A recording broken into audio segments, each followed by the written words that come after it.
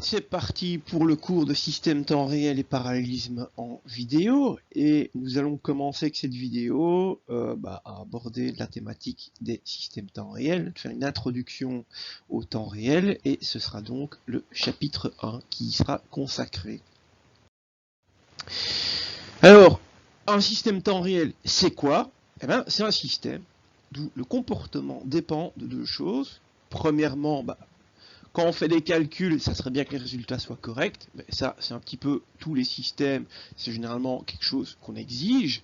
Mais surtout, et c'est ce qui va faire la particularité d'un système temps réel, c'est que le temps requis pour produire ces résultats, c'est important. Il faut que quand on appuie sur un bouton, l'opération se passe tout de suite, ou que si on a défini que toutes les secondes il devait se passer un truc, il faut que ça se passe toutes les secondes et pas toutes les 8 secondes. Donc c'est ça un système temps réel. Le temps est aussi important que l'exactitude des résultats, voire plus. Et donc, avec un système temps réel, si on a un retard sur un résultat de calcul ou d'une action, ça peut entraîner des graves conséquences, quoi. Donc imaginez, vous avez, je sais pas moi, une surpression dans une usine, et c'est piloté informatiquement, et tiens donc, surpression, oh vite, ouvrir la vanne de détente, et puis la vanne, le système il n'est pas vraiment en temps réel, la commande arrive genre une minute trop tard, et donc ça peut être la catastrophe. Voilà, donc système temps réel, il faut bien retenir que ce qui est important, c'est de respecter les échéances qu'on a allouées à chaque traitement. C'est ça un système temps réel. On peut pas avoir de retard sur les calculs. Et donc, la principale contrainte, c'est la maîtrise du temps. Maintenant, c'est en fonction de l'échelle. Ce temps, c'est pas toujours la milliseconde. C'est en fonction du système que l'on essaye de piloter. Et souvent, les applications dans lesquelles on retrouve le temps réel, très souvent les systèmes embarqués, typiquement satellite, l'automobile. Bon, un exemple en automobile, le moteur, la gestion moteur, c'est de l'électronique, surtout les véhicules actuels. Et si sur un moteur essence, l'étincelle apparaît pas, ne se produit pas au bon moment, ou l'essence n'arrive pas au bon moment quand le piston est au bon endroit dans le moteur, c'est pas une bonne idée, typiquement. Les satellites, je dois pas vous faire un dessin. Une chaîne de fabrication, une chaîne d'assemblage avec des vérins, des robots, etc. Si le vérin qui doit propulser la boîte sur le deuxième tapis roulant s'actionne une minute après que la boîte soit passée, ça va poser problème. Dans les systèmes de communication, si vous parlez à votre interlocuteur au téléphone et que votre voix elle arrive 2 minutes 30 après, ou même ne serait-ce que quelques secondes après, c'est dérangeant. Les systèmes de traitement d'image dans les véhicules autonomes, par exemple, ou pseudo-autonomes. Donc ça doit agir vite. Il détecte qu'il y aura un obstacle. Il y a les radars aussi, il n'y a pas que le traitement d'image. Il détecte qu'il y a un obstacle. Bon, si ça met de nouveau 2 minutes à dire « Ah, tu sais, là-bas, il y avait un obstacle. » C'est trop tard, vous êtes dedans. Donc, voilà. Souvent, il y a plein de systèmes qui ont des contraintes temps réel. Alors le jeu vidéo, on peut voir ça aussi comme les jeux vidéo, comme des systèmes temps réel. Si vous jouez à Mario, vous appuyez la touche pour sauter, pour éviter un trou et il saute 2 secondes après, vous êtes dans le trou. Ok, vous n'allez pas en crever, enfin Mario peut-être, mais pas vous. C'est pas dramatique, c'est pas aussi dramatique que les exemples ci-dessus, mais ce sont également des systèmes temps réel. Et donc en informatique industrielle, un système temps réel, c'est un système qui contrôle ou pilote un procédé. Et ce pilotage ou ce contrôle se fait à une vitesse qui est adaptée à l'évolution du procédé. Alors, on n'a pas toujours des contraintes de temps très extrêmes, l'échelle du temps peut varier. Par exemple, dans un radar, c'est de l'ordre de la microseconde pour piloter le dispositif à l'électronique du radar. Dans des organes de sécurité, ça peut être de l'ordre de la milliseconde ou du dixième de seconde, ça dépend des systèmes. Une interface graphique, ben, quand on appuie sur un bouton, on aimerait quand même que ça réponde en moins d'une seconde. Dans une réaction chimique, on peut peut-être avoir un peu plus de marge, on peut avoir une minute hein, avant d'ouvrir une vanne ou de faire une autre action. Donc ça dépend des systèmes que l'on pilote, cette échelle du temps. Donc dans les systèmes temps réel, vous avez des échéances pour différents par exemple, des calculs. Et si ces résultats, on tolère aucun dépassement, on ne peut pas être en retard, on parle d'une échéance dure. Voilà, ça c'est typiquement si on tolère aucun retard, en anglais hard deadline. Et si jamais il y a un retard, bah ça y est, ça crache, on a un souci. Et donc il y a des systèmes où il y a où quasi toutes les échéances sont hard, sont dures. On parle du coup de temps réel dur ou de système à contrainte stricte, hard real time. Et on tolère aucun dépassement d'échéance. Ça peut être des systèmes dans lesquels il y a même des vies humaines en jeu. Donc ce sont les systèmes les plus stricts. Et pour le développement, quand on conçoit ces systèmes et quand on les crée, il faut être certain que les échéances ne soient pas dépassées, que les échéances soient respectées. Souvent, par exemple, un exemple d'application de l'avionique ou des organes de sécurité, typiquement, on est sur du temps réel dur, quoi. A contrario du temps réel dur, on a le temps réel lâche. Dans ce cas-là, on parle d'échéance molle ou de soft deadline. Dans ce cas-là, on aimerait bien qu'il n'y ait pas de retard, mais bon, ça va pas stopper tout le système. On parle du coup de temps réel lâche ou bien mou ou à contrainte relative. En anglais, c'est plus facile, hein, c'est soft real time. Voilà, il n'y a pas 36 façons de le dire. Et voilà, donc les dépassements occasionnels, on va dire qu'ils sont tolérés, mais c'est pas une catastrophe. L'idée, c'est quand on conçoit des systèmes comme ça, c'est quand même bien d'avoir une idée du retard moyen qu'on pourrait avoir sur des systèmes pour voir si le processus qu'on conçoit est toujours adaptable à ce qu'on va essayer de piloter. Mais typiquement, bon, un exemple, tout ce qui est multimédia, hein. Je vous prenais tantôt l'exemple des jeux vidéo, ben là c'est du temps réel mou. Alors selon les auteurs, tout le monde ne s'accorde pas sur les exemples qui correspondent au type de temps réel. Moi, mon point de vue, donc là je vous donne mon point de vue à moi. Un jeu vidéo, c'est du soft real time. Parce que, ok, vous êtes couché hein, dans la boue avec votre sniper, vous visez un mec, vous cliquez, et boum, ça tire pas tout de suite parce qu'il s'est passé une couille. Ok, bah, y a pas mort d'homme, c'est le cas de le dire. Voilà, tant pis, vous n'avez pas eu votre cible. C'est pas dramatique, quoi. Donc ça, c'est du temps réel mou. Maintenant, c'est quand même du temps réel parce que si ça se passe systématiquement à chaque fois que vous faites une action, ça réagit pas tout de suite, bah là c'est problématique. Voilà. Mais c'est pas du temps réel dur, quoi.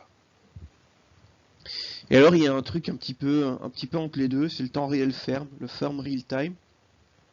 Où là, c'est comme du temps réel souple, mais on faut vraiment éviter tous les retards, quoi. Donc c'est un peu à cheval le temps réel mou et dur. Typiquement, alors là de nouveau les auteurs s'accordent pas, mais moi je vois ça un pacemaker, moi je vois ça comme du temps réel ferme. Bah, si jamais le pacemaker à un moment donné est un peu en retard pour envoyer le signal pour un battement de cœur, bah, si ça apparaît une fois par heure pour un battement de cœur, le mec il va pas claquer, hein. C'est pas génial, mais il va pas en claquer. Donc par contre, c'est pas du temps réel mou. Si tous les battements de cœur arrivent en mode YOLO, c'est pas non plus le bon plan, quoi. Tandis sur un jeu vidéo, si votre framerate, vos images par seconde sont pas, je sais pas, vous n'êtes pas à 60 fps en permanence, il y a de temps en temps des drops, c'est pas problématique. Par contre, le pacemaker, ça devient problématique si c'est régulier. Donc ça, c'est du temps réel ferme. Et donc dans tous les exemples qu'on vient de citer, il y a toujours ces systèmes temps réel, donc sont des systèmes d'informatique industrielle, donc c'est de l'informatique et de l'électronique le plus souvent, et sont des systèmes qui sont en interaction avec leur environnement. Et un petit peu deux façons d'interagir avec l'environnement. Il y a une première catégorie d'interaction, où sont les systèmes qui sont pilotés par le temps. Et donc l'idée c'est que tous les X, il se passe quelque chose. Donc on avait l'exemple du pacemaker, ça c'est typiquement un système piloté par le temps. Un autre exemple de système, vous avez ici un sismographe. Voilà, c'est tous les X, il y a une valeur qui est mesurée et qui est retranscrite, et ça doit être régulier parce que c'est vraiment à des cloques bien précis. Donc ça sont les systèmes pilotés par le temps. Et à côté de ça, on a donc les systèmes pilotés par les événements. Typiquement, une chaîne d'assemblage, hein, ça c'est quelque chose, c'est du temps réel, dur dans le sens où si votre vérin, on voit un vérin qui bouge, il bouge pas au bon moment, ça risque de bloquer tout. Et c'est piloté par l'événement. Quand le capteur voit qu'il y a une boîte bleue devant le vérin, c'est à ce moment-là où le vérin va réagir. Donc ça, c'est un système piloté par les événements. Et donc, en plus des contraintes temporelles, ces systèmes, comme ils sont très souvent implémentés, les systèmes temporels sont très souvent dans des systèmes embarqués, on a besoin de grande fiabilité, de pouvoir gérer les différentes exceptions qui pourraient se produire, parce que sur les systèmes embarqués, vous n'avez pas les mises à jour Windows tous les mercredis par exemple. Voilà, il faut qu'une fois que le système est lancé, il soit fonctionnel. Et donc ça fait partie d'une des grosses contraintes, c'est de pouvoir un petit peu prévoir à tout, pour être sûr que les échéances soient toujours respectées. Et car souvent, une fois que le système est lancé, il n'y a plus d'intervention humaine possible, quoi. Et pour ça, il faut bien connaître le comportement du système dans son environnement. Donc, ce sont des développements qui sont quand même très, très lourds, qui prennent beaucoup de temps. Je me rappelle, j'avais été visiter une boîte une fois où ils faisaient du logiciel pour le spatial. Et les gars m'expliquaient que vous êtes déjà tous un petit peu programmés. Un code de 1000 lignes de code. Ça dépend de la difficulté des lignes évidemment, hein, mais si c'est un code un peu con, on peut faire ça en une journée. Si c'est un code plus compliqué, ça va peut-être prendre quelques jours. Et ça c'est le rythme de travail mensuel. Donc en gros, les mecs, s'ils font 1000 lignes par mois, c'est un mois où ils ont bien bossé. Parce qu'ils doivent passer leur temps à vraiment tout checker, tout penser. Est-ce que dans le contexte machin, ça passe? Est-ce que s'il y a une erreur là, ça va fonctionner? Est-ce que, puis il y a les contraintes de temps, puis il faut tout documenter. Donc voilà, c'est pas le même rythme. Hein. Développer un système temps réel, ça se fait pas, c'est pas le même rythme de travail que pour une interface graphique, pour n'importe quel logiciel sur le web. Donc c'est pas du tout le même rythme, c'est pas les mêmes enjeux. C'est beaucoup plus rigoureux. Donc un des critères principaux avec les systèmes temps réel, c'est de pouvoir prédire, donc la prévisibilité, pouvoir prédire le temps qui va être nécessaire pour répondre à par exemple une interruption. Donc combien de temps va mettre le traitement de cette interruption, combien de temps, quel délai va être nécessaire avant que le commencement du traitement de l'interruption peut débuter. Et donc cette prévisibilité, c'est important, pouvoir prédire le futur, pouvoir prédire comment le système va se comporter dans son environnement. C'est quelque chose de vital pour un système temps réel, et surtout qu'il faut pouvoir prédire ça pour le pire cas.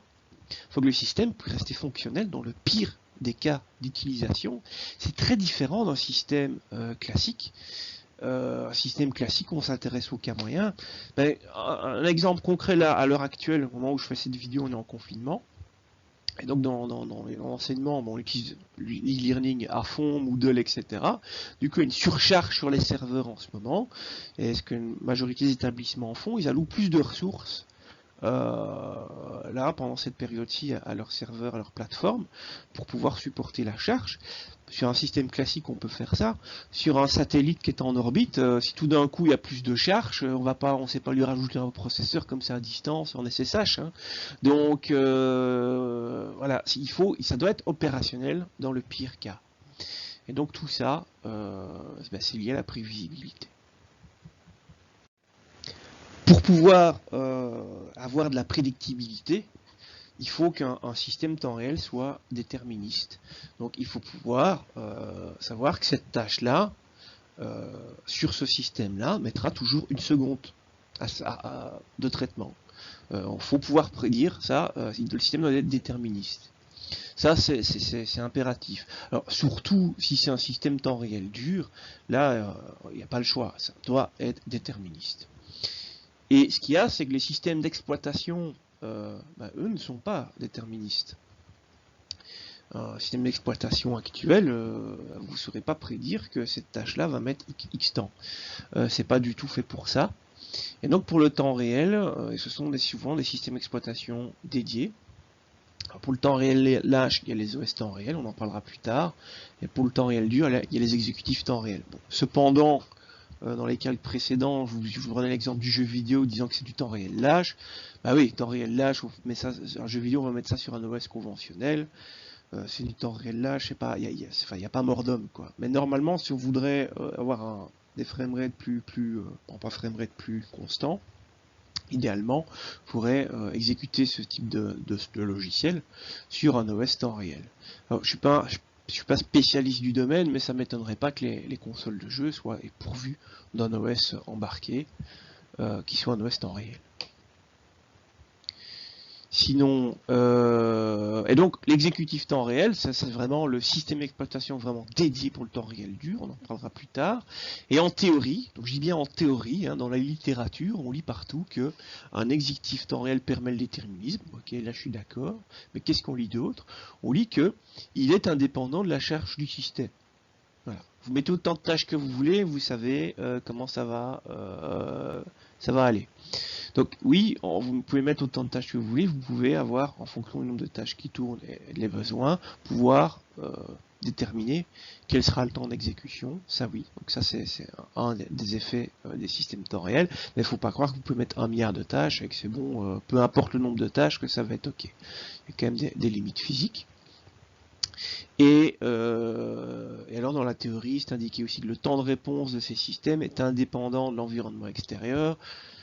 Ouais, ça c'est en théorie. En pratique, si vous envoyez 200 interruptions en même temps, ça peut avoir de l'influence. Donc l'exécutif temps réel, c'est un outil, mais il faut également que les concepteurs soient conscients de tous les cas de figure possibles vis-à-vis de l'environnement, des interactions que le système peut avoir pour pouvoir produire du code de type temps réel dur. Un des gros composants des systèmes d'exploitation, c'est l'ordonnanceur.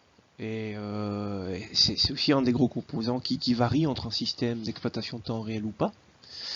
Et c'est ce composant qui va allouer, choisir quel processus est exécuté sur le CPU à quel moment. Et son objectif, c'est de donner l'illusion que tous ces process tournent en simultané, que vous ayez 1, 2, 3, 4 corps, mais peu importe que vous ayez, je sais pas moins 200 processus qui tournent. Et donc généralement, à intervalles réguliers, le système va appeler son ordonnanceur pour élire le nouveau processus exécuté ou pour laisser un processus en cours sur le CPU, enfin peu importe. Et donc cette gestion des différentes allocations de process, c'est l'ordonnanceur qui le gère.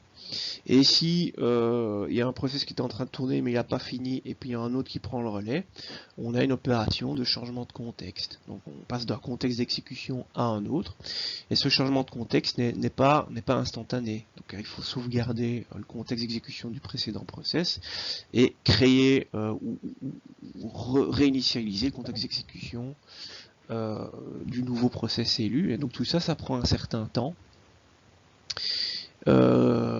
Voilà, et en plus ça c'est lié au software, mais c'est également lié au matériel. Donc en fonction du matos que vous avez, du type d'architecture que vous avez, ça prend pas le même temps, cette sauvegarde et restauration de contexte. Et le fait de pouvoir interrompre un process pour en lancer un autre plus prioritaire, ça s'appelle la préemption. Et cette préemption, typiquement, c'est quelque chose qui doit pouvoir être géré par un système d'exploitation. Typiquement, dans le cas où c'est un système piloté par les événements, pouvoir répondre à une interruption. bam, on va couper quelque chose qui est en cours pour pouvoir faire quelque chose de plus prioritaire. Et donc il faut que le mécanisme de préemption soit quelque chose qui soit à la fois software, mais à la fois point de vue matériel soit implémenté. Et donc la préemption, c'est réquisitionner le processeur pour l'exécution d'une tâche pendant un temps déterminé. Et donc vous avez différentes tâches ici qui ont lieu, et puis à un moment donné, il y a une tâche plus prioritaire qui arrive, et donc il y a un petit délai pour sauvegarder et initialiser le contexte de la tâche 4, et ensuite il faut restaurer le contexte de la tâche 2. Voilà, et il faut pouvoir déterminer, prédire ce temps nécessaire au traitement. Ça a de l'importance, donc ce délai-ci, et là ça a de l'importance. Ce mécanisme de préemption, c'est pas quelque chose qui est présent dans toutes les architectures. Donc un exemple, les GPU jusqu'à il y a 2 architectures d'ici, donc les cartes graphiques, n'étaient pas pourvues de mécanisme de préemption. Et encore à l'actuel, c'est pas le mécanisme de préemption le plus efficace qui soit. Voilà, donc l'architecture matérielle a aussi de l'impact sur le temps réel. Il n'y a pas que le software, le matériel aussi. Et donc, la vitesse de traitement, donc le temps qu'on a ici pour la tâche 4, le temps de traitement, il n'y a pas que ça qui rentre en jeu, il y a également les temps de switch d'une tâche à l'autre. Donc, c'est pas le seul critère, la vitesse de traitement, il y a tout le reste qui intervient pour les systèmes temps réel. Ce qui rend la conception de ce type de système encore plus complexe que des systèmes conventionnels. Pour en revenir au système d'exploitation, on peut les classer en 3 catégories. Donc les systèmes pas temps réel, les systèmes soft real time et les systèmes hard real time. Pour les systèmes non temps réel, typiquement, on dit que la réaction d'événement se fera certainement dans un avenir proche. Windows, Linux et consorts sont des systèmes non temps réel. Donc quand vous faites un clic dans un programme, il va réagir. On sait qu'il va réagir. Le clic a été pris, mais on ne sait pas quand il va réagir. C'est facile à démontrer, hein. Vous prenez une vieille bécane qui a 15 ans, vous allez sur un site web moderne. Alors les sites web modernes faits par des professionnels, au lieu de taper 3 lignes de code pour faire un truc, ils cherchent 4 librairies différentes, du bootstrap et tout ce qui s'ensuit. Résultat, à la place que votre navigateur doit exécuter 4 lignes de JavaScript, il doit en charger 150 000. Donc une machine qui a 15 ans, pour analyser ces 150 000 lignes de code JavaScript, il va mettre un certain temps, et il va répondre dans les 12 secondes à votre bouton. C'est du vécu ce que je vous raconte. Je suis pas en train d'exagérer. Voilà. Et ça prouve qu'on a ici du système absolument pas temps réel. Tandis qu'un système soft real time, là on dit que la réaction en événement se fera presque toujours avant une échéance connue.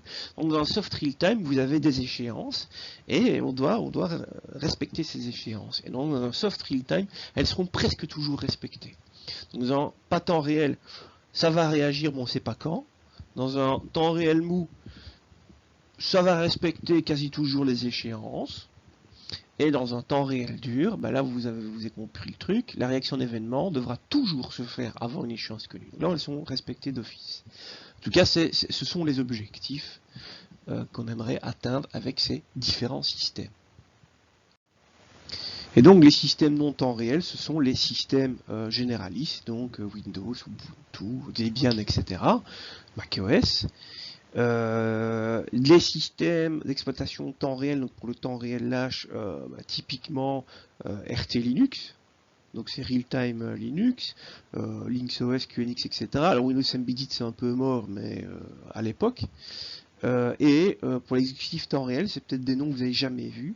VxWorks, Nucleus, RTEM, ce sont les plus connus. Il y a vraiment une fracture technologique qui se passe ici. Donc entre les catégories ici qui ont quand même des points communs, on a vraiment une fracture technologique ici entre l'exécutif temps réel et les systèmes d'exploitation qui soient non temps réel ou temps réel. Et donc, système non temps réel, un système généraliste fait l'affaire, du soft real time, un OS temps réel fait l'affaire, normalement, et normalement, pour du hard real time, il faut un exécutif temps réel. Maintenant, pourquoi les systèmes généralistes, donc Windows, Linux et consorts, sont mal adaptés au temps réel? Pour plusieurs raisons. Une première raison, vous avez ici la gestion des interruptions, c'est pas spécialement optimisé, donc on sait difficilement prédire le temps que va mettre une interruption à démarrer son traitement. Et le temps de traitement nécessaire à cette interruption. Donc on ne sait pas prédire ça. De plus, au niveau de l'ordonnanceur ou les temporisateurs, vous n'avez pas un accès assez fin, vous ne savez pas piloter l'ordonnanceur du système d'exploitation comme vous voulez. Voilà, ça n'offre pas les mécanismes. L'idée c'est que vous donnez du boulot et il fait son taf dans son coin. Donc c'est pas fait pour ça. Et alors aussi, je parle des OS, mais je peux parler aussi du matériel, par exemple des CPU. Donc dans l'OS, vous avez la mémoire virtuelle, vous avez des mémoires cache, que ce soit dans l'OS ou dans le CPU au niveau du matos. Vous avez du parallélisme, et vous avez surtout, par exemple, les prédictions de branchement. Tous ces systèmes-là fait que les temps d'exécution fluctuent. Typiquement, les prédictions de branchement, ça c'est le meilleur exemple. Vous avez un code avec un if. Voilà, if, poum poum poum. Alors si la condition respectée, on fait ça. Sinon, on fait le else. Je vais mettre une autre couleur pour le else. Voilà, on fait le else. Et donc votre CPU, il va charger plusieurs instructions à l'avance avec les pipelines. Et il va exécuter celle-là. Mais en attendant, il va déjà pré-exécuter les suivantes. Voilà. Et alors j'ai pris les bleus, mais ça aurait pu être les rouges, hein, ça aurait pu être les instructions du else. Donc il va faire un choix, soit il prend celle du if, soit celle du else. Et si il exécute celle-ci, et c'était bien celle-là qu'il fallait faire en fonction du résultat de la condition, ok, vous avez gagné beaucoup de temps. Par contre, s'il s'est gouré, que c'était celle du else, bah, il doit finir ce qu'il faisait, et puis recharger celle du else. Et là, vous avez perte du temps. S'il n'y avait pas eu le mécanisme de prédiction de branchement, ça aurait été plus vite. Et donc, un même code, vous voyez que le temps nécessaire à son traitement peut fluctuer fortement à cause de tous ces mécanismes mis en place, où l'objectif de ces mécanismes, c'est d'optimiser l'emploi des ressources et de maximiser la vitesse de traitement. Et c'est un peu contradictoire parce que le voir de maximiser la vitesse de traitement, on pourrait se dire, bah ouais, si je calcule vite, plus vite qu'avec un autre système, mes échéances seront plus facilement respectées. C'est ce qu'on pourrait se dire, mais en fait, non, pas vraiment, parce que comme c'est souvent, oui, ça va plus vite, mais pas toujours. Ces durées de traitement fluctuent. Et du coup, on ne sait pas prédire. C'est quelque chose qu'on ne sait plus prédire avec tous ces systèmes-là, les durées de traitement. Et donc, cette recherche de vitesse se fait au détriment des échéances temporelles. C'est pour ça que ces systèmes ne sont pas adaptés à du temps réel dur. Ou même mou. Et donc l'évolution des systèmes d'exploitation généralistes sont les systèmes temps réel, donc les real-time operating systems. Et là, bah, qu'est-ce qu'ils offrent de plus? Alors, ils n'ont pas. L'objectif, c'est pas de vous fournir des perfs. Hein. Donc les perfs, on en a parlé juste avant. Normalement, les plus rapides sont les systèmes, surtout au niveau du matériel. Le matériel généraliste, c'est du matériel très très performant. Mais pour le respect des échéances, c'est pas forcément ça. Mais ce qu'il y a, c'est que ceux-ci, les systèmes temps réel, c'est ce qui facilite la création d'un système temps réel parce qu'il offre plus de fonctionnalités de gestion du temps par rapport à un système d'exploitation classique.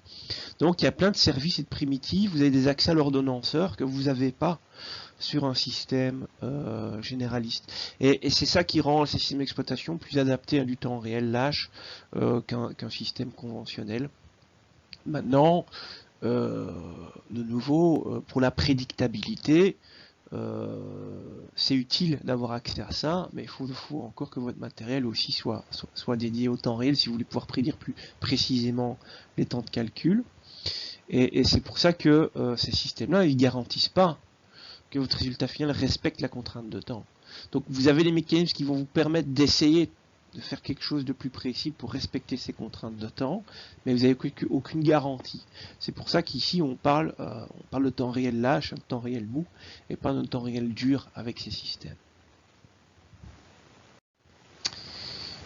Et donc pour le temps réel dur, on a les exécutifs temps réel. Alors, ce sont des systèmes d'exploitation spécialisés vraiment pour le temps réel. C'est pas un système d'exploitation comme vous avez l'habitude de le voir avec une interface graphique, un gestionnaire de fichiers, tout ça. C'est pas du tout ça. Ici, ce sont des gestionnaires de tâches, quoi. Customisables. En gros, c'est ça. C'est pas du logiciel graphique. C'est vraiment un noyau avec un ordonnanceur que vous pouvez piloter. Et généralement, vous y mettez du code dédié, une application bien spécifique, le plus souvent sur un système embarqué. C'est vraiment dans ce contexte-là qu'on rencontre ces exécutifs temps réel. Et ces exécutifs temps réel vous proposent une collection de primitives qui permettent de synchroniser des tâches, et devoir éviter de coder ça vous-même. Donc ils vous ouvrent des primitives de synchronisation de tâches et de choses comme ça, d'ordonnanceurs, de gestion des interruptions, de priorité. Enfin, voilà. C'est ça que vous retrouvez dans ces exécutifs temps réel. Et pour vous donner une idée, on est très loin d'un système d'exploitation conventionnel. Un OS temps réel peut tenir sur 10 kilooctets. Pour vous mettre dans une puce électronique embarquée. Donc on est vraiment sur quelque chose de très très différent de ce qu'on a vu précédemment. Et VxWorks, donc c'est un des plus connus. VxWorks, pour vous donner une idée, c'est un système qui date de 87. C'était la société Windriver, qui a été racheté en 2009 par Intel. Donc voilà, c'est pas rien, c'est quand même Intel qui a racheté ça, donc c'est pas un petit truc. Et c'est vraiment dédié au système embarqué, c'est quelque chose de propriétaire ultra payant. Et ça peut tourner sur plein d'architectures différentes, comme vous pouvez le voir. Très utilisé dans l'industrie. Alors évidemment, le code qu'on met là-dedans, c'est du C et du C++. Quand on parle de temps réel, on verra pas Java. J'ai déjà vu des gars qui donnaient des cours de temps réel avec du Python et du Java. Je sais pas moi, c'est l'équivalent d'un meurtre, hein, ça. C'est non, du temps réel. On est là pour avoir de la prédictibilité. Déjà, c'est du langage compilé. Il faut du déterminisme. Il n'y a pas photo, c'est du C, du C++. Pourquoi pas du Fortran, mais voilà, ce sont des langages comme ça qu'on utilise pour faire du temps réel. Alors juste quelques petits exemples comme ça dans lesquels on retrouve des systèmes qui utilisent VxWorks. Vous avez le Mars, le Pathfinder des années 90. Deep Impact, là son Deep Impact c'est du VxWorks qui pilote ça. Donc là je suis dans la thématique spatiale, mais il y a d'autres thématiques. Là son Juno c'est du VxWorks. SpaceX là, donc pour quitter un petit peu la NASA, c'est du VxWorks aussi. Les Boeing, pas mal d'électronique embarquée au niveau du temps réel, parce que l'avionique, c'est bien un domaine dans lequel il faut du temps réel, c'est l'avionique, c'est du VxWorks. Chez Airbus également, les hélicoptères de combat, l'électronique embarquée, le système d'exploitation, c'est du VxWorks. Les drones, donc ici vous avez un drone de reconnaissance de Lockheed Martin, c'est du VxWorks. Sur des choses un petit peu plus un autre domaine, un peu moins pas là pour quitter l'avionique, le petit Rombon Noda Asimo là, qui a déjà quelques années, c'est du VxWorks qui pilote ça. Vous avez un exemple ici de moteur, c'est un moteur diesel de voiture de course qui faisait les 24 heures du Mans. L'électronique qui pilote tous les capteurs, sondes, actionneurs, tout ça au niveau du moteur, c'est du VxWorks. Donc ça c'était pour cette véhicule-là, l'Audi LMP1. Vous avez plein d'exemples, la télémétrie en compétition automobile, les systèmes Bosch, c'est du VxWorks. Les GPS Siemens, c'est du VxWorks, enfin des systèmes de navigation de chez Siemens. Certains enregistreurs TV, c'est du VxWorks. Les robots industriels sur les chaînes d'automation, c'est du VxWorks qui pilote tout ça. Les systèmes anti-collision des trains britanniques, VxWorks. Les contrôleurs RAID pour les disques durs SAS dans les serveurs, c'est du VxWorks. Des systèmes réseau, des switches, des routeurs, etc. du VxWorks. Voilà, donc vous voyez, on le retrouve dans plein de trucs. C'est vraiment un système phare, mais on n'est pas... voilà, c'est pas sur le bloc de Kevin du 59, on va faire du VxWorks, c'est vraiment sur les gros systèmes industriels.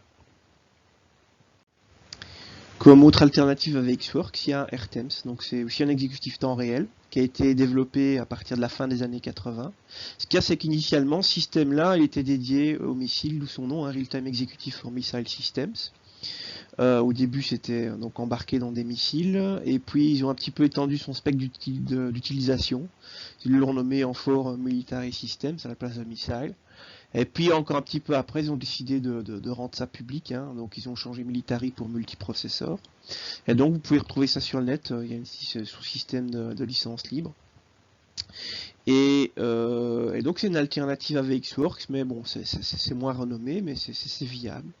C'est du code en C, hein, les programmes qu'on installe là-dedans, enfin qu'on code.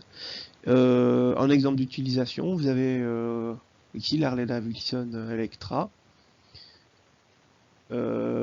Contrairement à ce que certains pourraient croire, oui, il y a de l'électronique chez Harley-Davidson, en tout cas sur les dernières.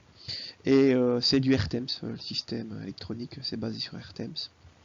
Sinon, un autre exemple, vous avez ici la radio Electra, du même nom que la moto. C'est aussi du RTEMS, donc c'est une software defined radio. Donc l'idée c'est qu'on peut un peu changer le fonctionnement de la radio à distance vu que c'est software. Et c'est utilisé dans la sonde Maven de la NASA, qui permet les communications de les robots qui sont sur Mars et la Terre. Donc l'OS c'est du RTEMS. Donc vous voyez que la NASA, ils ont VxWorks, mais ils n'utilisent pas toujours que VxWorks, des fois c'est RTEMS. La boîte dont je vous ai parlé un petit peu précédemment, qui travaille dans le spatial que j'avais été visiter, travaille aussi sur RTEMS. Alors je vous montre des choses un petit peu high level, hein, satellites avioniques, etc. Mais c'est pas de la science-fiction. Donc ici de l'établissement, il y a pas mal d'étudiants qui sortent. Je veux dire, chaque année, on a au moins un qui va travailler dans des boîtes comme ça, qui sont dans le spatial ou l'avionique. Donc ce n'est pas vraiment de la science-fiction, c'est quelque chose qui est réaliste. C'est clairement des domaines où on engage pas mal, principalement des ingénieurs. Donc peut-être qu'un jour vous êtes confronté à ça. Donc attention, retenez bien que l'objectif d'un système temps réel, c'est pas d'effectuer les traitements le plus rapidement possible. C'est pas ça, c'est pas la vitesse. L'objectif d'un système temps réel, c'est de fournir un système qui respecte les délais. Et pour respecter les délais, il faut pouvoir prédire la durée des calculs. C'est ça, un système temps réel. Maintenant, il est vrai que si vous avez des délais hyper serrés, vous avez également besoin de compétences pour concevoir un système rapide, pour respecter ces délais. Mais l'objectif premier d'un système temps réel, c'est de respecter les délais, de pouvoir prédire les durées de calcul. Un système dans lequel vous appuyez sur un bouton et dans la contrainte du système, c'est de pouvoir répondre une seconde après chaque appui de bouton. Bah, pour vous, c'est pareil long, une seconde, hein. Vous appuyez sur un bouton, il se passe une seconde avant qu'il se passe un truc. Mais c'était comme ça que le système a été conçu. Et peu importe ce qui se passe, vous appuyez sur tous les boutons en même temps, ça sera toujours une seconde, on ne dépassera jamais ça. C'est un système temps réel. Un système qui va réagir dans la milliseconde à l'appui de votre bouton, mais à un moment donné, vous appuyez sur votre bouton, il va mettre 1 minute 30 parce qu'il y a un autre truc en même temps. Ça, c'est pas un système temps réel. Voilà, il faut bien saisir cette différence. Sinon, pour revenir sur le cours, donc ici, ce chapitre-ci, c'était une introduction au temps réel. C'était une sensibilisation au système temps réel, ce chapitre. Sinon, il y a de la modélisation, hein, pour le temps réel, souvent, c'est la norme DART qui est utilisée. Voilà. Je crois qu'il y a un S, je suis plus sûr. Si, c'est ça, pour Real Time System, donc c'est DART. Vous avez sûrement vu son logiciel, si pas, bah vous avez le nom de la norme ici. Les ordonnancements, on en parle souvent en temps réel, c'est quelque chose que vous avez vu en système d'exploitation, donc je ne vais pas perdre mon temps avec ça. Et la programmation temps réel, vous avez commencé à en faire un petit peu normalement en électronique, donc je ne vais pas non plus à perdre mon temps avec ça. Donc pour le temps réel, ça s'arrête là. On ne va pas aller plus loin, ça suffit. C'était vraiment un cours de sensibilisation. Par contre, la suite du cours et donc les vidéos qui vont suivre et les TP que vous allez voir, on va plutôt s'intéresser au parallélisme, ce qui n'a un petit peu rien à voir avec le temps réel, c'est même des fois l'ennemi du temps réel, mais voilà, c'était un cours un petit peu, je ne vais pas dire fourre-tout, mais on fait des choses un petit peu différentes. Et donc la suite du cours, on va s'axer principalement sur le parallélisme. Avant de rentrer et de pratiquer, on va s'intéresser au matériel, mais surtout au high performance computing, c'est le chapitre qui vient. On va parler de parallélisme ensuite, il y aura les TP et on terminera par l'utilisation des processeurs graphiques pour le calcul, où là ce sera du parallélisme massif. Voilà, ceci clôture cette vidéo.